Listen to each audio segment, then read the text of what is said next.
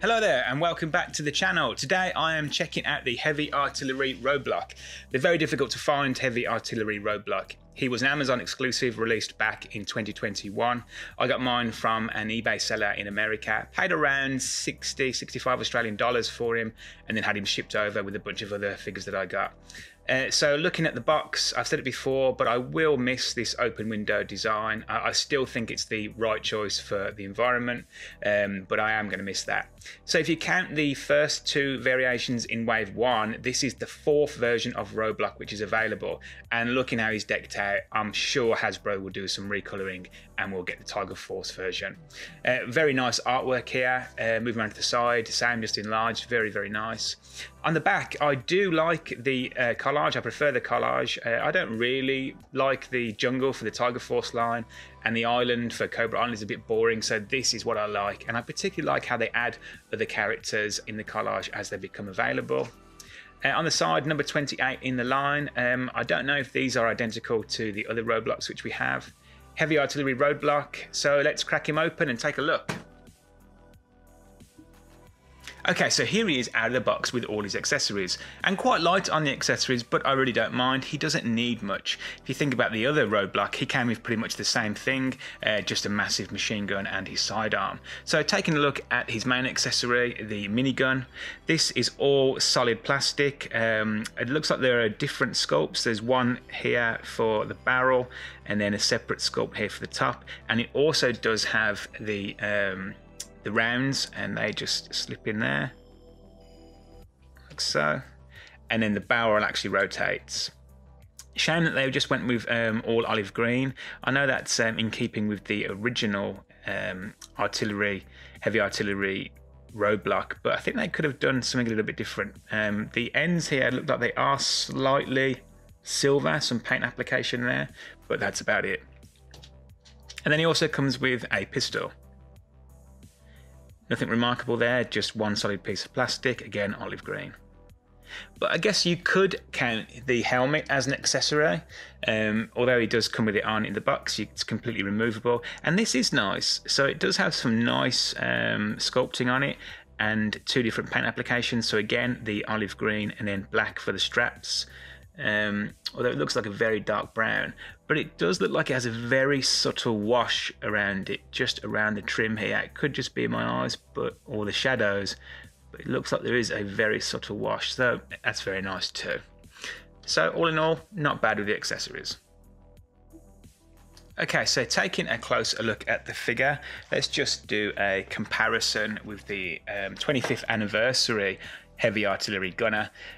So you can see straight away they've kept a lot of the same detail, the color scheme, the design. He's got the same tank top in camo green, the same color for the trousers. They've really done a good job here to tribute it to their original figure. Also with the straps as well, he's got the grenades here. The only difference really is his gun. This gun, I'm not entirely sure exactly what type of gun it is. It looks like some sort of heavy artillery that comes with a stand, whereas this one is like more of a mini chain gun. And then this one also has a string of shells, whereas this one obviously it's in the clip there. And he has the same helmet. The only thing that this one comes that the other one doesn't, not that I can see anyway, is the sidearm. So they've done a really, really good job there, and I do like that about these classifieds. I've said it before, I prefer these classifieds to be a scaled up, detailed version of the original figures rather than a brand new design, and I think Hasbro are doing that now. If you think about the Wave 1 and how they got repainted. Let's also just do a very quick comparison with the first version of Roadblock. So to me, these guys look like totally different blokes. They don't look like the same guy at all. If you look at the head sculpts, this Roadblock on the right, he does look older. And you could argue that, yeah, well, he's an older version, but then this one's got the tat and this one doesn't. He's also taller. I mean, I know I'm nitpicking, but I'm just not sure why they didn't go with the same sculpt. I don't think people would have complained because it's essentially the same character. He just looks a little bit different. Other than that, I think they've used a lot of the same parts. You can see the trousers are virtually identical, just recoloured. This one just has the pad on his knee. The boots are the same, again, just recoloured.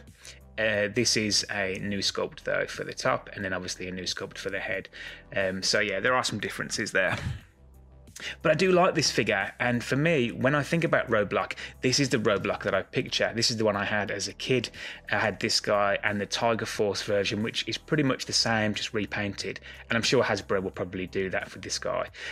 So the tank top, very, very nice, light olive green and then the dark olive green. He has his straps here. There is some slight difference in the colours. Paint application for the grenades, everything else is black, and it's all one solid piece around the waist. And then following up across the shoulders. The trousers, as I said, are a reuse, but still very nice. And then he has his strap for his sidearm, his holster rather, for his sidearm. I don't know if that's just really tightly on or it's fixed in place, but I can't really move that. It is a soft plastic, and obviously that's just for his sidearm to go in. Oh, it really is quite tight.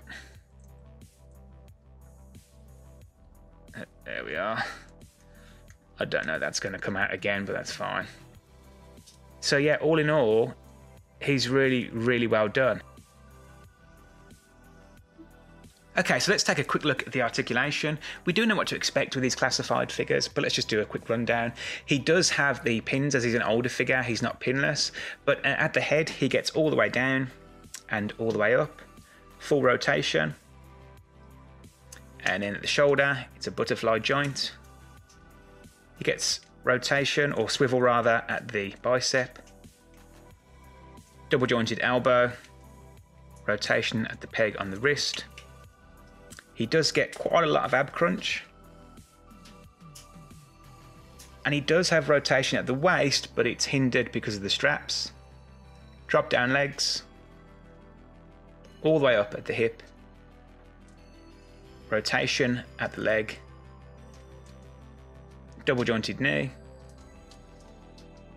rotation at the boot, and then a rocker and pivot at the ankle. So all in all, very nice. I still need to get some stands. I've had a few suggestions from people, so thank you for that.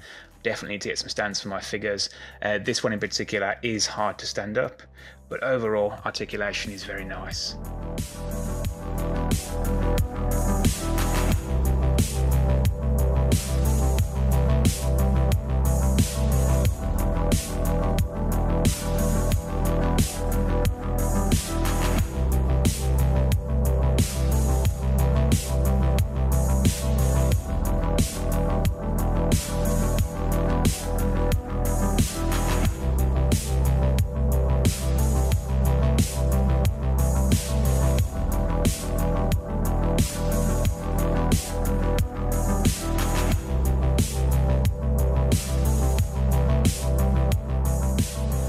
So my final thoughts on the Heavy Artillery Roadblock. This is my default Roadblock. Absolutely better than the others. It's easily the best that Hasbro have put out in the classified line, and I'm sure it won't be the last. In fact, if we do get a repainted version of this to go in the Tiger Force line, it'd be really nice to see a figure with pinless joints. So fingers crossed for that one. It's just a shame that he's difficult to get. Being an Amazon exclusive, he is really difficult to get. So if you have the option to pick him up, absolutely get him, because he's a great figure.